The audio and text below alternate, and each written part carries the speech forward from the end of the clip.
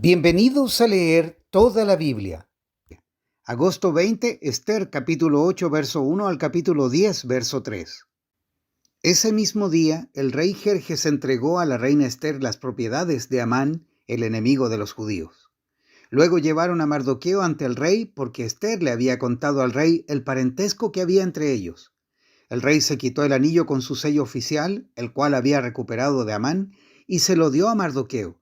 Y Esther nombró a Mardoqueo como encargado de las propiedades de Amán. Luego Esther volvió a presentarse ante el rey, cayó a sus pies y le suplicó con lágrimas que detuviera el plan siniestro que Amán, el agageo, había conspirado contra los judíos. Nuevamente el rey extendió su cetro de oro hacia Esther, de modo que ella se levantó y permaneció de pie delante de él. Esther dijo: «Si al rey le place y yo he logrado su favor, y si al rey le parece correcto y yo le resulto agradable, que se emita un decreto que anule las órdenes de Amán, hijo de Amedata el agageo, quien ordenó la destrucción de los judíos en todas las provincias del rey. Pues, ¿cómo podría soportar ver a mi pueblo y a mi familia ser masacrados y destruidos?».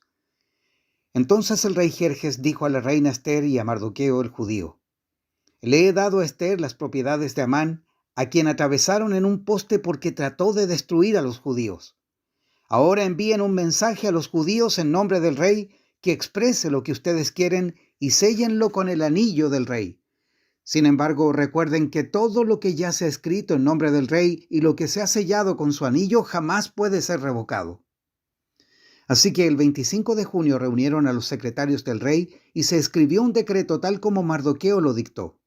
Lo enviaron a los judíos y a los funcionarios de más alta posición, a los gobernadores y a los nobles de las 127 provincias que se extendían desde la India hasta Etiopía.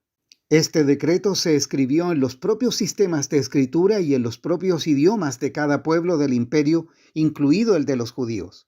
El decreto se redactó en nombre del rey Jerjes y fue sellado con el anillo del rey. Mardoqueo envió los comunicados por medio de mensajeros veloces, quienes montaban caballos rápidos, criados especialmente para el servicio del rey. El decreto del rey les daba autoridad a los judíos de todas las ciudades para unirse y defender su vida.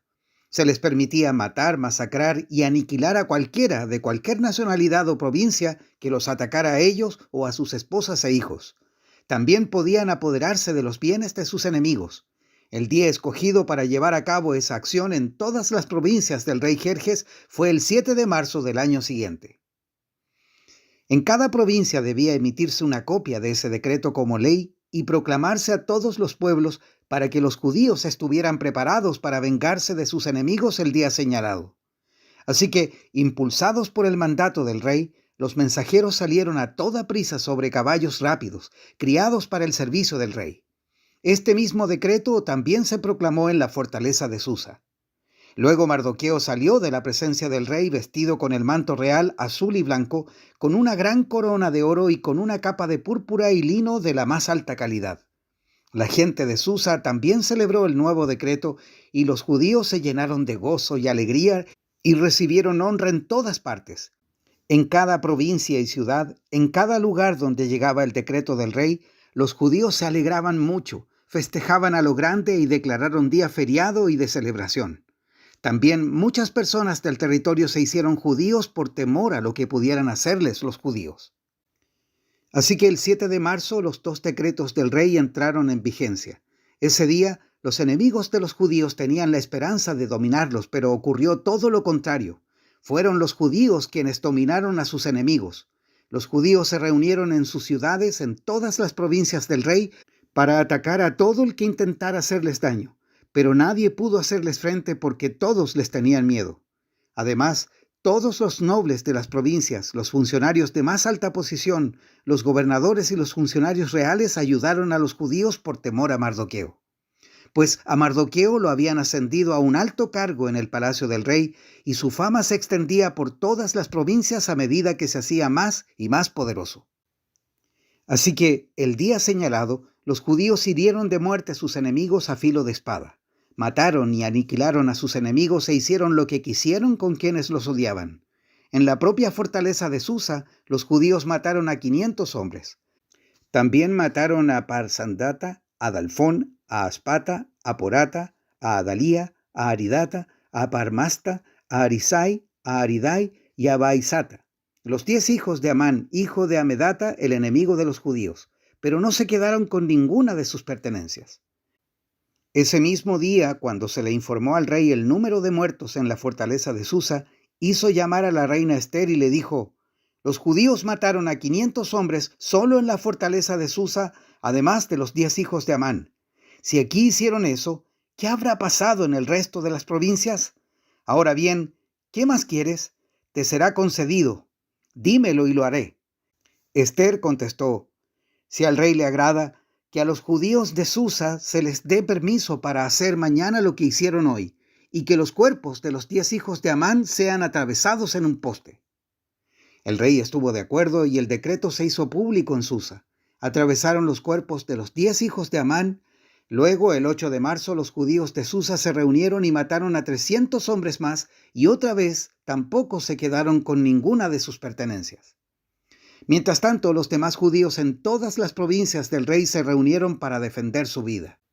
Quedaron aliviados de todos sus enemigos al matar a 75,000 de los que los odiaban, pero no se quedaron con ninguna de sus pertenencias. Eso ocurrió en todas las provincias el 7 de marzo y el día 8 descansaron para celebrar su victoria con un día de fiesta y alegría. Los judíos de Susa mataron a sus enemigos el día 7 de marzo, continuaron el 8 y luego el día 9 descansaron y lo designaron su día de fiesta y alegría. De manera que, hasta el día de hoy, los judíos del campo que viven en aldeas remotas celebran un día feriado anualmente en el día señalado a fines del invierno, en el cual se alegran y se mandan regalos de comida unos a otros.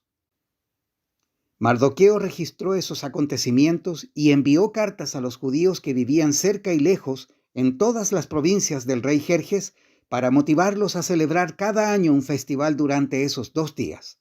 Les dijo que debían celebrar esos días con alegría y festejos, obsequiándose porciones de comida unos a otros y haciendo regalos a los pobres. Ese festival conmemoraría el tiempo en que los judíos quedaron aliviados de sus enemigos, cuando su dolor se convirtió en alegría y su duelo en gozo. Así que los judíos aceptaron la propuesta de Mardoqueo y adoptaron esa costumbre anual. Amán, hijo de Amedata el agageo, el enemigo de los judíos, había conspirado para aplastarlos y destruirlos en la fecha escogida al echar suertes. A las suertes se les llamaba Purim. Pero cuando Ester se presentó ante el rey, él emitió un decreto que causó que el plan siniestro de Amán se volviera en su contra, y tanto Amán como sus hijos fueron atravesados en un poste afilado. Por eso la celebración se llama Purim, porque es la palabra que se empleaba antiguamente para la frase echar suertes. Por lo tanto, debido a la carta de Mardoqueo y a la experiencia que vivieron, los judíos de todo el reino se pusieron de acuerdo para iniciar esa tradición y pasarla a sus descendientes y a todos los que se hacían judíos. Declararon que jamás dejarían de celebrar cada año esos 2 días prescritos en la fecha señalada. Esos días se recordarían y se mantendrían de generación en generación y serían celebrados por cada familia en todas las provincias y ciudades del imperio. El festival de Purim nunca dejaría de celebrarse entre los judíos, ni se extinguiría de entre sus descendientes el recuerdo de lo ocurrido. Luego la reina Ester, hija de Abihail, junto con Mardoqueo el judío, escribieron otra carta en la cual la plena autoridad de la reina respaldaba la carta de Mardoqueo para establecer el festival de Purim. Se enviaron cartas con deseos de paz y seguridad a los judíos de las 127 provincias del imperio de Jerjes. Estas cartas establecían la celebración anual del festival de Purim en las fechas señaladas, como lo habían decretado el judío Mardoqueo y la reina Ester. El pueblo decidió celebrar el festival de la misma manera que había decidido establecer el tiempo de ayuno y luto para sí y sus descendientes. Así que el mandato de Ester confirmó la costumbre de Purim y todo quedó escrito en los registros. El rey Jerjes impuso un tributo en todo su imperio, incluso hasta las costas lejanas. Sus grandes logros y el relato completo de la grandeza de Mardoqueo, a quien el rey había ascendido, están registrados en el libro de la historia de los reyes de Media y Persia. Mardoqueo el judío llegó a ser primer ministro, segundo en mando después del propio rey Jerjes. Fue un hombre muy importante entre los judíos, de gran estima ante ellos, porque siguió actuando a favor de su pueblo y defendiendo el bienestar de todos sus descendientes. Primera de Corintios capítulo 12, verso 27 al capítulo 13, verso 13. Todos ustedes en conjunto son el cuerpo de Cristo y cada uno de ustedes es parte de ese cuerpo. A continuación, hay algunas de las partes que Dios ha designado para la iglesia. En primer lugar, los apóstoles, en segundo lugar, los profetas, en tercer lugar, los maestros, luego los que hacen milagros, los que tienen el don de sanidad, los que pueden ayudar a otros, los que tienen el don de liderazgo, los que hablan en idiomas desconocidos. ¿Acaso somos todos apóstoles? ¿Somos todos profetas? ¿Somos todos maestros? ¿Tenemos todos el poder de hacer milagros? ¿Tenemos todos el don de sanidad? ¿Tenemos todos la capacidad de hablar en idiomas desconocidos? ¿Tenemos todos la capacidad de interpretar idiomas desconocidos? Por supuesto que no. Por lo tanto, ustedes deberían desear encarecidamente los dones que son de más ayuda. Pero ahora déjenme mostrarles una manera de vida que supera a todas las demás. Si pudiera hablar todos los idiomas del mundo y de los ángeles, pero no amar a los demás, yo solo sería un metal ruidoso o un címbalo que resuena. Si tuviera el don de profecía y entendiera todos los planes secretos de Dios y contara con todo el conocimiento, y si tuviera una fe que me hiciera capaz de mover montañas, pero no amara a otros, yo no sería nada. Si diera todo lo que tengo a los pobres y hasta sacrificara mi cuerpo, podría jactarme de eso. Pero si no amara a los demás, no habría logrado nada. El amor es paciente y bondadoso. El amor no es celoso, ni fanfarrón, ni orgulloso, ni ofensivo. No exige que las cosas se hagan a su manera, no se irrita ni lleva un registro de las ofensas recibidas, no se alegra de la injusticia, sino que se alegra cuando la verdad triunfa. El amor nunca se da por vencido, jamás pierde la fe, siempre tiene esperanzas y se mantiene firme en toda circunstancia. La profecía, el hablar en idiomas desconocidos y el conocimiento especial se volverán inútiles, pero el amor durará para siempre. Ahora nuestro conocimiento es parcial e incompleto, y aún el don de profecía revela solo una parte de todo el panorama. Sin embargo, cuando llegue el tiempo de la perfección, esas cosas parciales se volverán inútiles. Cuando yo era niño hablaba, pensaba y razonaba como un niño, pero cuando crecí dejé atrás las cosas de niño. Ahora vemos todo de manera imperfecta, como reflejos desconcertantes, pero luego veremos todo con perfecta claridad. Todo lo que ahora conozco es parcial e incompleto, pero luego conoceré todo por completo, tal como Dios ya me conoce a mí completamente. 3 cosas durarán para siempre: la fe, la esperanza y el amor. Y la mayor de las 3 es el amor. Salmos 37, versos 1 al 11.